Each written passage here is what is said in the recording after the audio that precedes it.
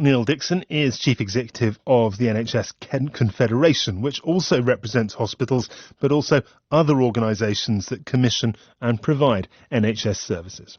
The announcement came as a surprise to the service, and we've heard behind the scenes that government does sometimes feel under pressure to say something dramatic at that 5 p.m.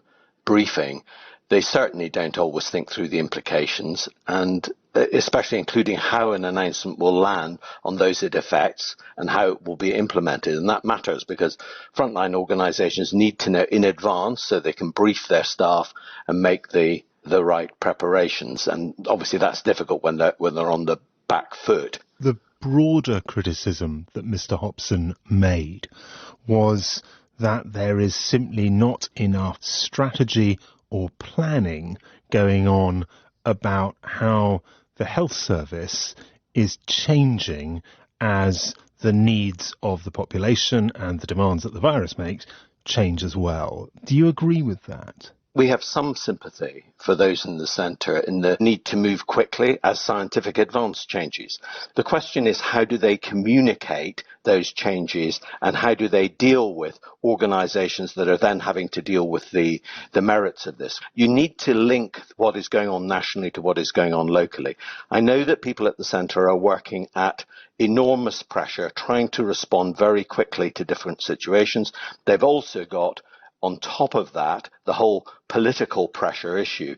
But the key point is you need to get cooperation from and a dialogue with those who are attempting to implement this on the ground. You mention the centre, and we know that the demands of this terrible crisis have led to centralisation even within the centre, a very small group of people. Would you like to see that opened up? There's no doubt that there's an element of command and control that you need at the height of a crisis, but there are real dangers to it as well. And indeed, some of the best things that have happened during the last few months have actually been local initiatives where some of the regulation and control which was there in the past has actually been lifted. I think we want to see government work with all our members to make sure that, first of all, these and future changes in policy are landed effectively and the dialogue is put in place, but also that we see a new relationship which actually is based on the idea of